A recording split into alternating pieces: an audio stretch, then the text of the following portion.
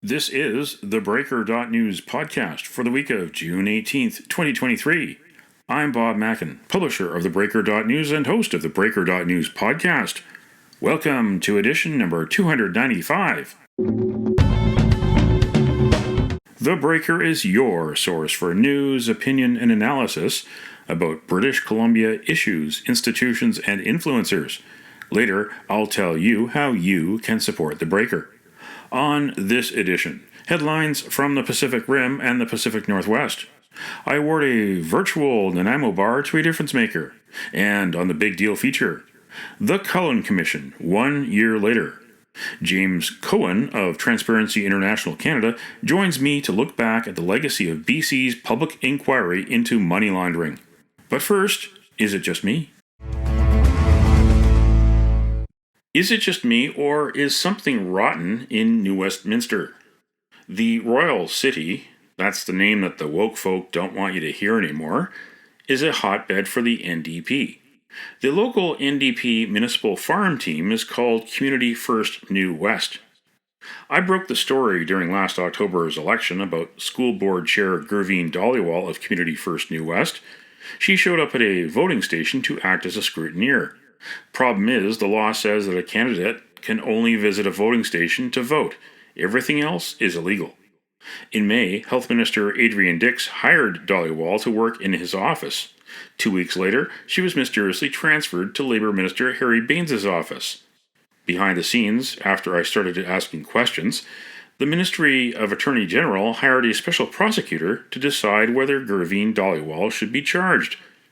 Premier David Eby said that Dhaliwal was suspended, but he did not say whether she keeps getting paychecks. Dhaliwal stepped down as chair of the school board, but she stays on the board while she waits on a possible court date. Meanwhile, another member of the NDP farm team on school board is Dee Beattie. It turns out that she has had another persona, Alan Witherstone, that she hides behind in order to insult her political critics on Twitter. Beattie was called out on Twitter last week by parent Sarah Arboleda. A day later, Beattie admitted that it was her, and she took medical leave and is out of the Community First caucus. The school board met June 16th and asked her to resign. As of 10 p.m. on June 16th, she remained a school board trustee, but this situation is untenable. It makes you wonder which other politicians, municipal, provincial, or federal, are committing a similar fraud. If you have proof, please contact me, Bob at theBreaker.news.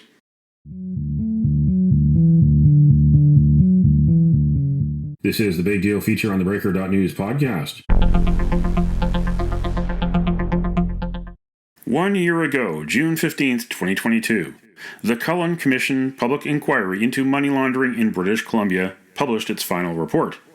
Sophisticated money launderers have used British Columbia as a clearinghouse or a terminus for laundering an astounding amount of dirty money.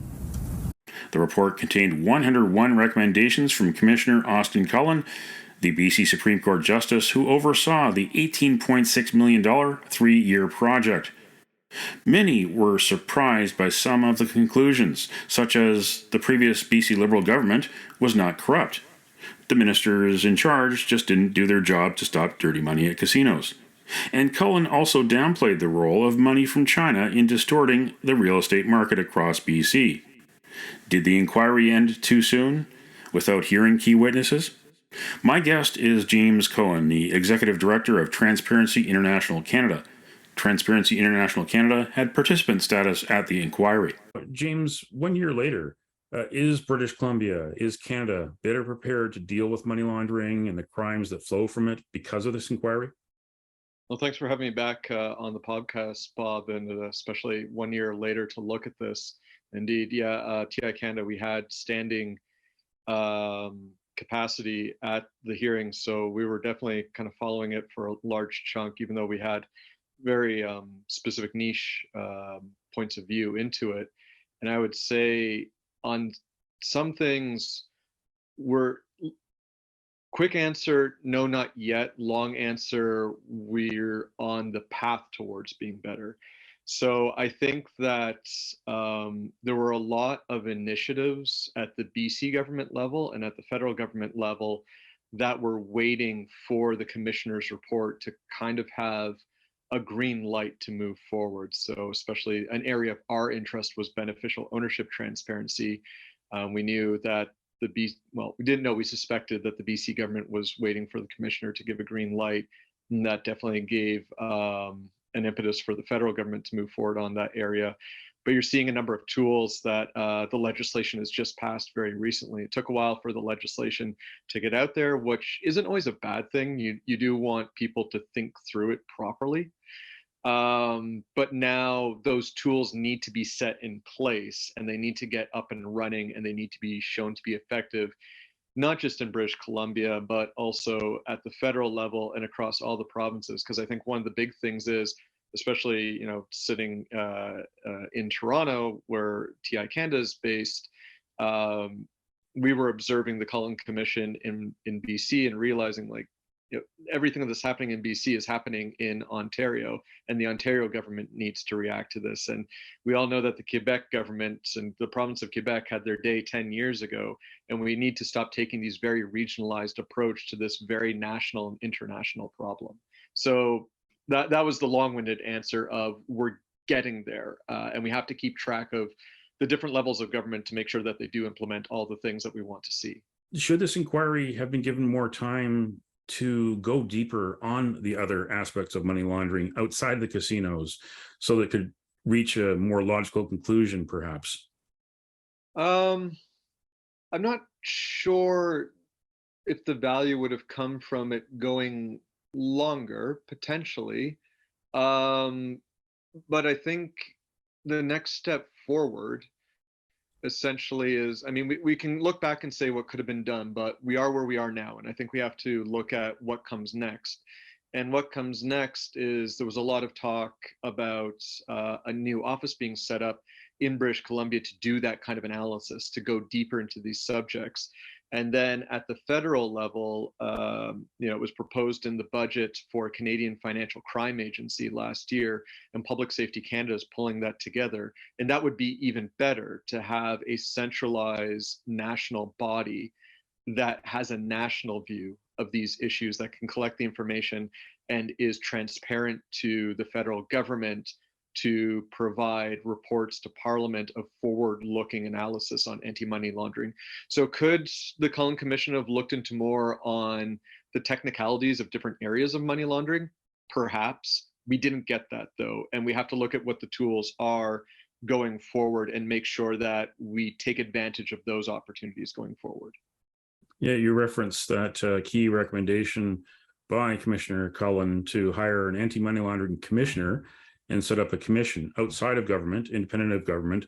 We've got other watchdogs like the Ombudsperson, the Auditor General, the Information Privacy Commissioner. This would be the same kind of animal. An office that would have monitored, researched, advised, and reported annually on money laundering. There's an anti-money laundering secretariat. It's got a fancy title. This is not independent at all.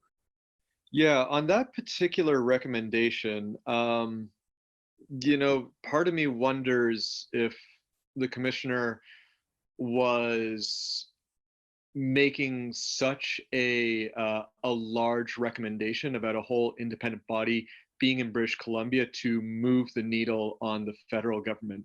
Because at the end of the day, there's a lot of the data that such a body would require that is national in nature to get from our financial intelligence unit, FinTrack, to get from the RCMP. And would a provincial body have the power to compel that kind of information? And without being able to compel that information, would the picture that that body paints only be so large? So it is good, naturally, that there is a unit set up within finance. Could it be bigger? Probably. But I think going forward, the thing to look at is, again, what is this Canadian Financial Crime Agency going to look like? And what is its relationship, because it'll be a federal body, what is its relationship going to be with provincial units to make sure that there is that pan-Canadian view on these issues? Because if we take that approach, these kind of siloed units per province, we're still right back in the same problem because we're not sharing data in a national perspective. So perhaps I'd have to hear specifically from government officials what their thinking is, but perhaps the thinking is let's start small and see what the feds do and see how we can link together, because BC will, at the end of the day, its anti-money laundering will be much more strengthened working nationally than working on its own. The corporate beneficial ownership registry is coming. A money services business law to establish a registry of currency exchanges and currency transfer companies and the people that work there, and also unexplained wealth orders, which we heard about through the Cullen Commission. So 3 key areas. Is that enough? Could they have done more within the last year? Those are 3 quite powerful tools, and I'll say this about crafting the laws. It does take a little while to craft the laws, to get them right, and vet them through experts. I mean, at the federal level, we've been working on beneficial ownership transparency for 6 years. That's just to get it noticed, to get it, to get the legislation put forward and everything. And we've been working, talking with Industry Canada, or Innovation Science Economic Development Canada, about how a registry would be constructed, how you can scale it out federally. So yeah, it's taken a year for the government in BC to create these bills, but the nature of government work is a little slower than we'd sometimes all like. But the fact is, again, let's look at the fact that they're there. BC wants to get its registry up and running by 2025. That's great. I don't have the beneficial ownership legislation in front of me, but I remember comparing it to the federal legislation. I found the BC legislation was actually a little bit better than the feds. And of course, the BC government has had the ability to learn from the land registry. And we were so happy about the land registry, but then when it got rolled out, there were some pitfalls to it. Like, it was still pay for access, data verification was very weak. And so the BC government looks ready to work with the feds on this. So that's a really positive step. On unexplained wealth orders, it's a powerful tool, but there is controversy around UWOs. If they do it right, and there are balances of privacy and protections under the law for those accused, and you want to make sure you get those things right, it could be a powerful tool. And the only other jurisdiction in the world who's really tried it are the Brits, and they haven't really done it very well. So again, you want to take your time to make sure you're putting it together well. And there are other kinds of civil forfeiture laws within Canada, and so this is a tweak on them. And then money service businesses, that probably could have come out earlier, given that cases have fallen apart because of the lack of the money service business laws. So yeah, could they have gotten things out earlier? Maybe the MSB law, beneficial ownership in UBO, better to get it right than rush it. But we are where we are now. And it's a matter of saying, let's move forward with what we have and see how well they work. You mentioned the pay for access on the databases, the land titles registry, for instance. I mean, that was an issue during the inquiry, that there was a recommendation that it be open for public view without any access charge. That's the way it is in other countries. For instance, down in Washington State, just on the other side of the line from British Columbia, you can look at websites for various counties and cities and find out about who owns what in those jurisdictions. Whereas here in British Columbia, you're paying about $10 plus tax or so. And not only that, before the inquiry was finished, the BC NDP government decided to introduce fees for applying for freedom of information documents. Fees on freedom of or access to information, that was a massive step backwards, and a very disappointing one to see. Canada already has very nationally weak access to information laws, and we're in a bad state of secret by default in this country, or restricted by default. Despite the fact we're part of the Open Government Partnership and we have an Open Government Action Plan, there is a mentality across the board for tight-lipped restrict everything when the government should be across all jurisdictions, bar some very sensitive issues, should be open by default and have to explain itself as to why something is hidden. And then adding access fees on top of that is, yes, a massive step backwards for transparency and scrutiny. On the land registry, that did come up in the Cullen Commission, and we've flagged it to the BC government. From my understanding, it's not going to change until 5 years. I guess we're about 3 years from now when they'll do the next review on the land registry, which is massively disappointing because they know it's an issue. And why wait 5 years when it's already been in the Cullen Commission? There's enough people saying it was a bad idea. Why use that review timeline as an excuse? Why not get rid of it now? So thankfully, in the legislation for the corporate registry, we saw no fees. So at least hopefully they're learning their lesson. Now it's just a matter of reversing the fees on the other two. And looking back a year ago, of course, the report was given to Cabinet early in June 2022, but released June 15th, 2022. Interesting that the very next day, British Columbia as well as Ontario were both named as host jurisdictions for the 2026 World Cup, FIFA's World Cup. And of course, FIFA is an organization notorious for being secretive and notorious as well for incidents of corruption.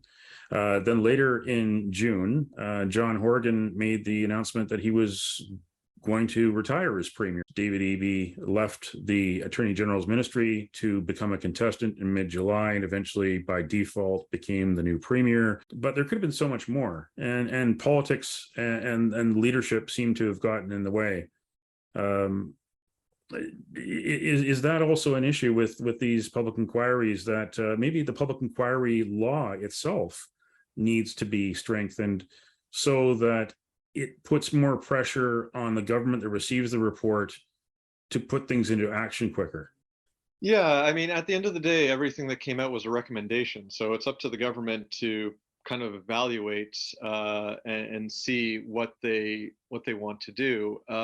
There was critiques of the Cullen Commission of how intense the investigations were, and the fact that it was a forward-looking commission as opposed to too much of wanting to blame people. But if you're going to hold a public inquiry like that, the public wants some degree of accountability. This is the thing about having a public inquiry, is that expectations do get built up, and you don't want to have accusations just for the sake of it, also on the other side of politics, just to satisfy the public if they're not there.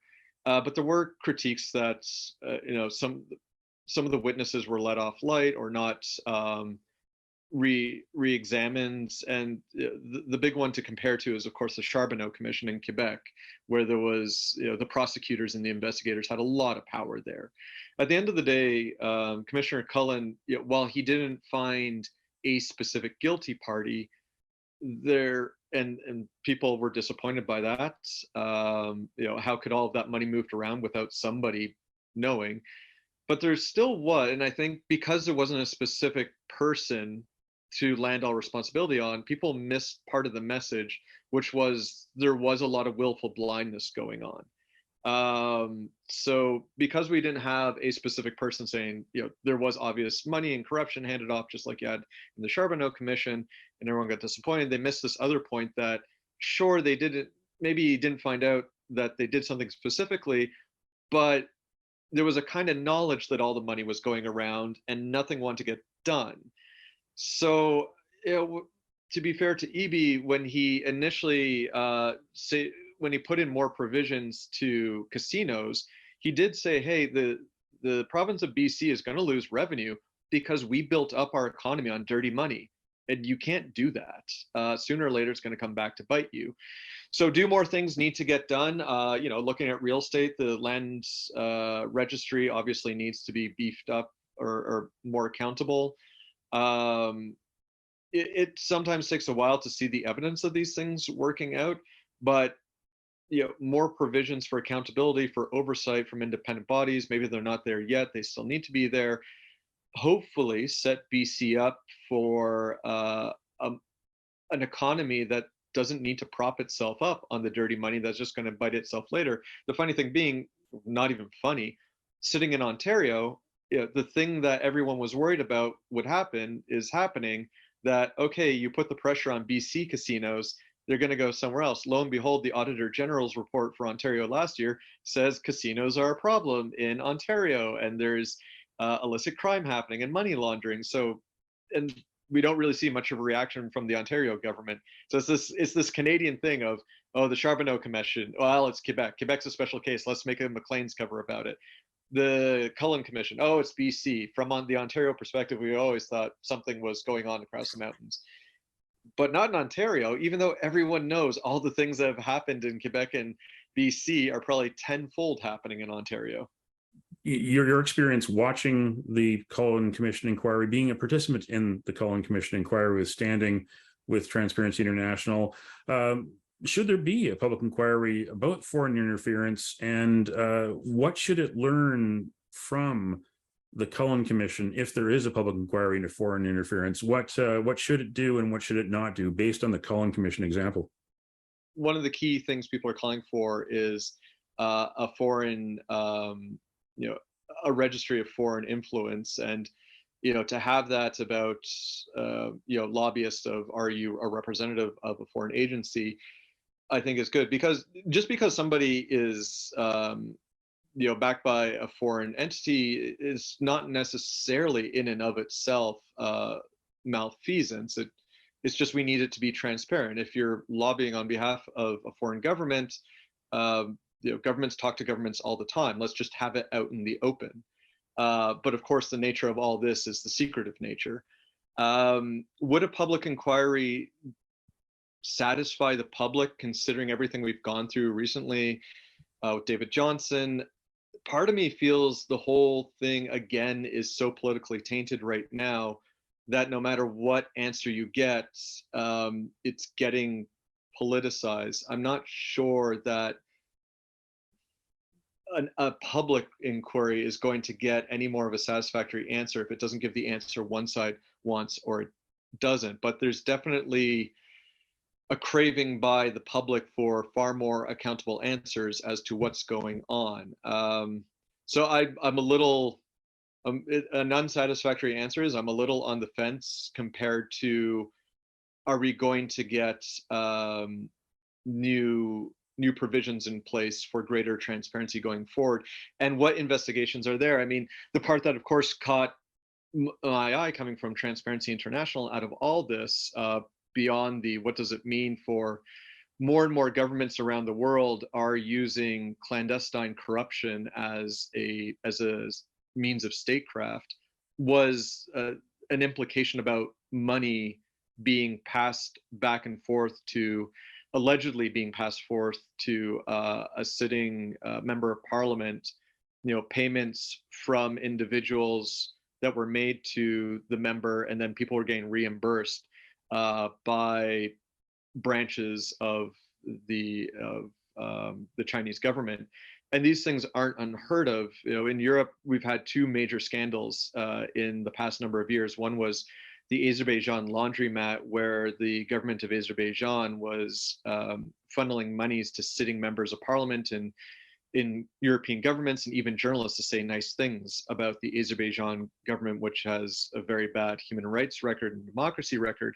And most recently, Qatargate, bags of money found in members of European parliaments' homes by the recent host of the World Cup, going back to your example of the World Cup, all for them to say nice things about the host. So it's not like the accusation doesn't have a precedence, and it's not a real thing. It's something we do very much have to take seriously. As I said, corruption as a means of statecraft is very much alive and well in the world. So it's, what are we doing to safeguard it? What are we doing to set up measures to protect ourselves from that? Well, thanks again to my guest, James Cohen, the Executive Director of Transparency International Canada, looking at the anniversary of the Cullen Commission report in British Columbia. Always happy to talk with you, Bob.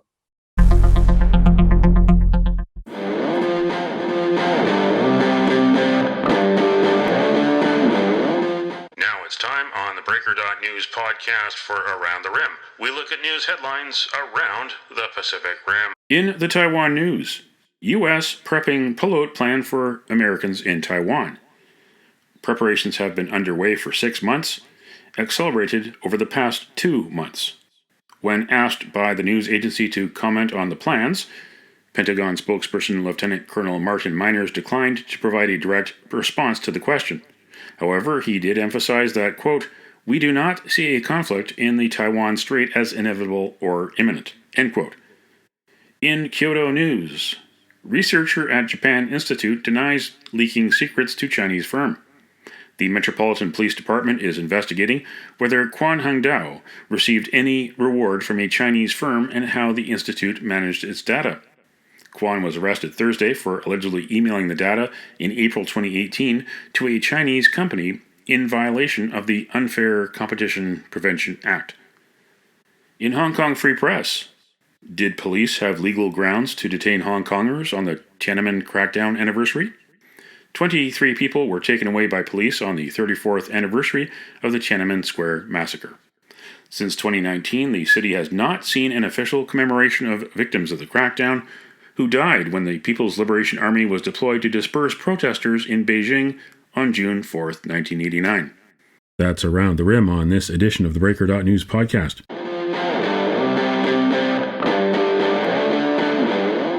Now it's time on the Breaker.news podcast for Cascadia Calling. We look at news headlines around the Pacific Northwest. In the Oregonian, citing anti-oppressive salary model, Portland panel proposes big pay raises for future elected leaders. Portland currently pays its 4 city council members who are elected citywide $127,000 a year. When the council expands to 12 members, the pay would increase to $142,000. Portland currently pays its mayor $152,000 and its city auditor $125,000 a year. Under the Commission's recommendation, those annual salaries would increase to a minimum of $175,000 and $169,000, respectively. In King 5, Seattle is getting a new area code. Available phone numbers with the 206 area code are running out, so the Utilities and Transportation Commission has approved a new one, 564. The North American Numbering Plan Administrator estimates that numbers with the 206 area code will run out by the end of 2025. In the Times Colonist, We Break for Whales sailboat team wins race to Alaska. The Port Townsend, Washington-based sailboat, which won in 2018 as part of the Sail Like a Girl team, is the first 2-time winner of the wind and human-powered race from Port Townsend to Ketchikan, Alaska. The 40-foot monohull sailboat Grey Wolf, skippered by Gene Gusev of Port Townsend, and 8 crew arrived in Ketchikan early Wednesday morning, finishing the 12,000-kilometer journey in 5 days, 18 hours, and 59 minutes. That's Cascadia Calling on this edition of the Breaker.news podcast. Don't matter what color you are, 'cause love will conquer hate, so you won't stand alone, you won't stand alone. The virtual Nanaimo Bar, brought to you by Spruce Hill Contracting. Every week we end the Breaker.news podcast on a tasty note by awarding the goodness of a virtual Nanaimo Bar to people making a difference. A virtual version of the province's favorite dessert bar goes this week to people across British Columbia who care for refugees, the people fleeing war and human rights abuse. It is World Refugee Day on June 20th. You can nominate someone for a virtual Nanaimo Bar. Send me an email to bob@theBreaker.news. Spruce Hill Contracting, custom homes and renovations. Find more information at sprucehill.ca.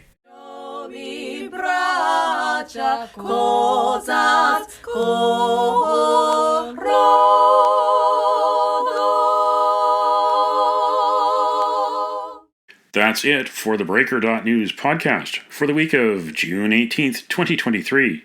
I'm Bob Mackin. Thanks for joining me. Did you know that on the 18th of June in 1935, the Battle of Ballantine Pier in Vancouver, around 1,000 locked-out dock workers clashed with police? Now you know. Send me your feedback. Send me your story ideas to bob@theBreaker.news. Bookmark theBreaker.news. You can also find us at theBreaker.ca. Sign up for the email newsletter and get updates to your inbox. For news as it happens, follow The Breaker News on Twitter and visit theBreaker.news on Facebook. You can support The Breaker for as little as $2 a month. For more information, go to patreon.com/thebreakernews. That's patreon.com/thebreakernews. Until next week.